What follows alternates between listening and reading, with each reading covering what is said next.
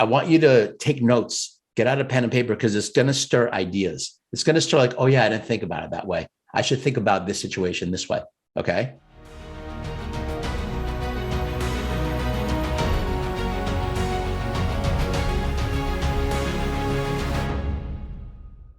Path I'm going to share with you tonight in the process is really more of a narrative around success. Okay. That's why I want you to take notes tonight, because as I'm talking, ideas are going to pop. Like, oh yeah, I don't really have that component active right now. Or this one I got really strong, or I'm over focused on it. Okay. So we're going to go through this right now. I'm going to go ahead and share my PowerPoint, my screen. I apologize. And I'm going to run through this, and then we're going to discuss it. And then we're going to go into breakouts, as we always do on these calls. Every call that we do, no matter what part of the programs you're in with me, we break out and we talk, because you guys need to use your voice to talk some stuff out, even if it's for 2 minutes, right? And then also hearing someone else also helps. So we're going to go ahead and do that. I'm going to go ahead and share my screen.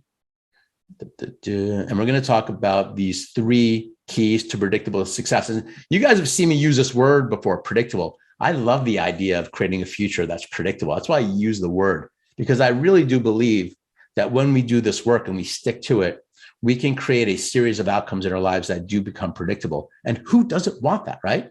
Wouldn't you guys love to say, you know what? I know I'm going to have that success. I know I'm going to get that job, right, Vincent? I know it's already done. We're just in the process of living it out.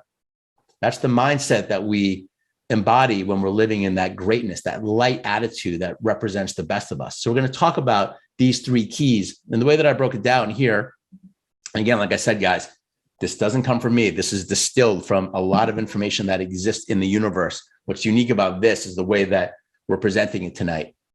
So this first big bucket relates to mindset.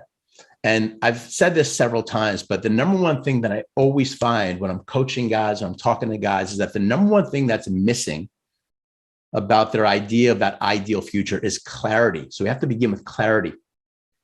What are the things that we want specifically?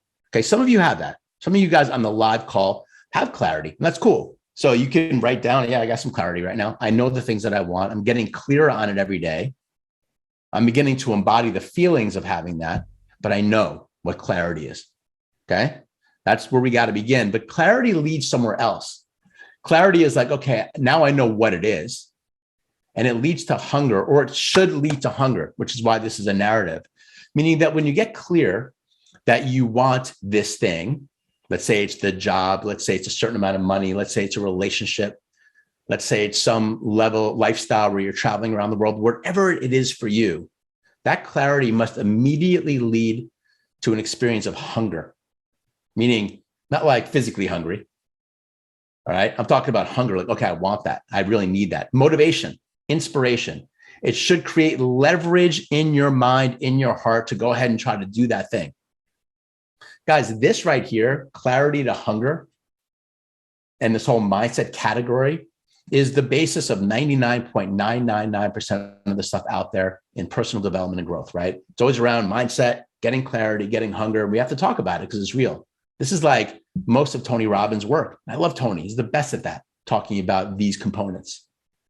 But it should lead to hunger, meaning that there's leverage you have over yourself that, you know what? I'm going to do what it takes to achieve that thing that I'm now clear about. You guys have hunger right now? I mean, as I'm saying that, like, is there some hunger when you think about this thing or this series of things? Is there some hunger? Like, yeah, I'm going to do what it takes. I'm going to work hard. I'm going to go through the journey of making that thing happen. Very, very important to note that clarity isn't just about getting clarity. It's got to lead somewhere. It's got to motivate you to actually go ahead and achieve that thing. And if it doesn't, you got to go back to the drawing board in a sense, because you're not going to succeed. If you don't have hunger, you're not really going to do what it takes to get that thing. We know this. Okay. We actually know this, but you got to have that leverage over yourself. And what that creates is the third point, which is belief that, yes, I can. Okay. Because you get the clarity, then you're hungry and you want it. Then you start feeling into belief. Yeah, like I can do this. I am doing this. And this is the first major component of how to be successful. Like, think about your life. Think about areas where you did have the clarity and the hunger and the belief. you always got what you wanted. But as humans, we all have these areas in our lives, these domains that aren't as strong as others, right? Like, can you identify a domain in your life that's always been the challenge? It could be health, could be like the ability to make a lot of money or hold on to a lot of money. We finding like really great, meaningful partners and relationships. Like, we have these areas that tend to be stickier or harder for us as individuals, but other areas are flowing. We don't often recognize how certain things that we do are really good. A lot of us focus on like that area that's really bad. Like, oh, why don't I have like what he's talking about here, right? Like, there's that voice like, man, like, yeah, clarity, hunger, I get it. Like, realize that you already do this. You're already successful in areas of your life where this already exists. Learn from yourself, right? To be able to understand that you can now apply this mindset pathway that's very clear to various areas of your life. So guys, think about it, all right? Where are you strong and where are you weaker? Is the clarity leading to that leverage point where you have to have it? And is that hunger then leading to this kind of, I am a man and I can do this no matter what? This is done. I'm just living the experience of it happening, the ups and the downs, the challenges and the victories that happen along the way, right? That's it. So we start there. But then we go to this next layer, which has to do with action, right? We can't just believe and then we're not going to do anything. There's got to be a framework by which we as men can latch onto and say, all right, now I believe. Now, what am I going to do? How am I going to take action? And this is where a lot of guys get lost. A lot of guys come into Man for Man and they say the number one thing that they get out of our work together is structure, systems. And I do it very differently than most people out there. I don't just kind of give you like a couple of recommendations of systems to use or apps. I do that a little bit, right? But I go right to the heart of it. Let's think about what you want when you think with your life that it's over, right? You're thinking with the end in mind. You get that long-term vision. The men here in these groups are playing the long game in their lives. They've thought about the long vision and now we're playing it. Okay, so that's where action has to begin. We first go out to the long-term view, and then we start working backwards and we think about, okay, well, what do I need to do right now? What are the actions that I need to be taking? What are the actual plans that I need to be doing? Okay. This is what we spend most of our life doing, by the way, pretty much. We're always in kind of short-term action, right? That's the way that our minds work. We're in the present moment doing stuff now. We're not doing stuff that's long-term. We're doing stuff that's in the here and the now. So the short-term action is paramount in terms of what we're actually doing. Most of us are not working within a plan. We don't have a framework. When you don't have a framework, you're like a leaf in the wind. Okay, I did all this work for all these years with Ken Wilber. He's a huge philosopher, has written 30 books, right? Integral theory, one of the great frameworks. The Matrix movies are based on this guy's work, right? It's a huge framework that he built for understanding who we are and how we operate. So frameworks, what I learned from Ken very clearly is that when we as men can understand what the process is that we're in, we can then navigate those waters faster. So it's really important to have these frameworks, and having a long-term vision and then short-term action might sound obvious, but actually they got to be connected, because most of us are working in the short-term action without the long-term vision. And that sucks. Doesn't work as well. When this is here first, and then you start doing this, it starts to drive your actions, okay? Magnetically, you start to think, oh yeah, this is really where I want to go. Subconsciously, it starts to work. And this leads to systemization, right? Where you start to live a life. This is a mark of success, brothers. You start to live a life where you have a system in place, a structure in place that works for you, right? You might learn components of it from other places, from me or from other people. That's great. We don't have to make it up. You don't have to develop your own app, by the way, to create a system that works for you. There's a lot of stuff out there that works, but systemization is so key. This is where productivity and efficiency comes in. We don't talk about that a lot on these calls often, but when we're talking about success and greatness, if you look at some of the great leaders who've taught this, who've lived it, they are so productive. They are so efficient.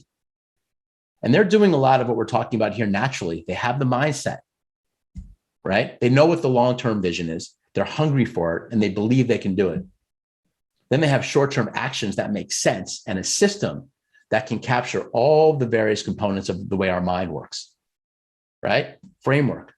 It's broad because you can choose the specific things and how to do these things by yourself. But coming back to this framework will give you a faster, streamlined path towards success, whatever that might mean for you, okay? Let me go to the third piece. And this is the piece that I find just most people are not really doing that well. Okay, I'm just gonna be flat out honest, including myself. I'm raising my hand here. Adaptation. Yeah, adaptation. We have to talk about this tonight. And this is what I want you to take notes on as I'm saying it. And I want to go into breakouts and talk about this because this is really cool to think about it this way.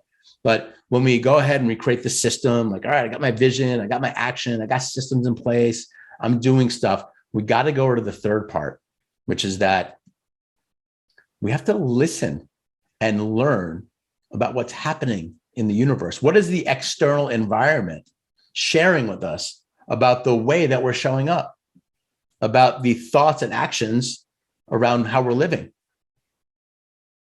It's kind of apropos, John was on early, and in some ways, this one part addresses. And again, it doesn't mean to inform you exactly what you should be doing, but what we need to wake up to is the idea, the truth that the universe, the external world is going to tell you straight up how it's going.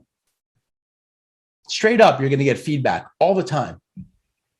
Most of us don't want to listen to it or haven't trained ourselves to listen to it or are so stuck on our idea of how it should be that we don't allow ourselves to pay attention to the obvious information and data that is right in front of us, living and breathing down our neck, that can help us determine where to go. Does that resonate with anybody?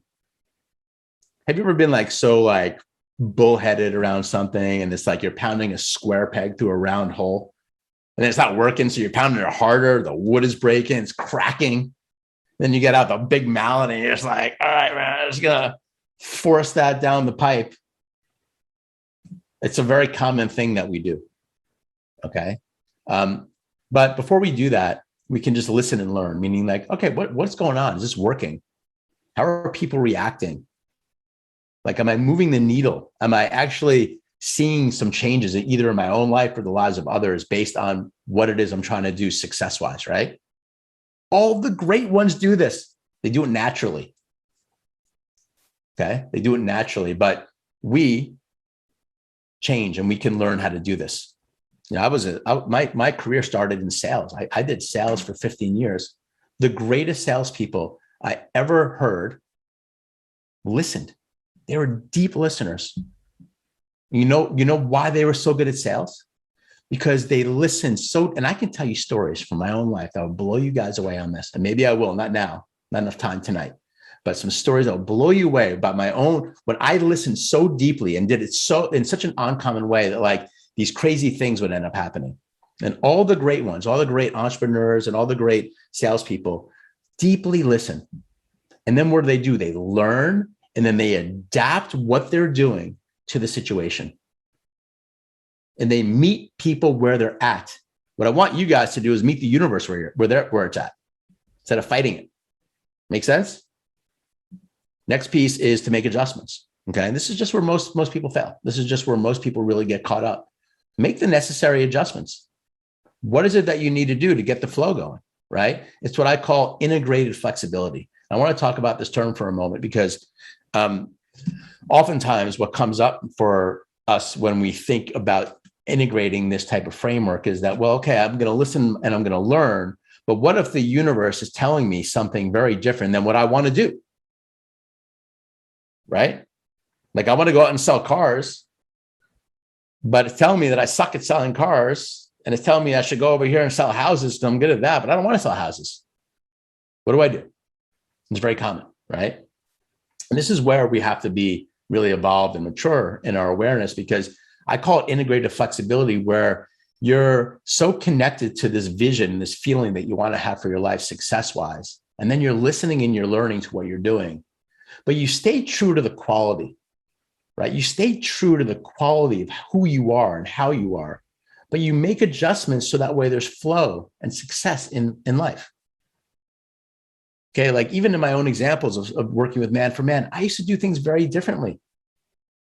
right? Like I used to actually like put across some things that were really good, but it wasn't really kind of creating the connection, the community that you guys told me you wanted, like just being able to connect with other people and all the things that we're doing now. And it's not perfect. It's going to evolve still. And it will evolve based on what feedback you guys give me. And guess what? This is still within a framework of what I want to be doing in the world, right? So I think where we get stuck is on the smaller ideas that we have attachment to. And we forget that there's a bigger idea that we can flow with. And when you're able to bounce back between those two things, say, you know what? If I'm staying true to my values and my qualities, but I'm shifting and learning and adapting based on what's showing up for me, you can find this very beautiful middle way and balance of success that's very rare. This is what living in the flow is like.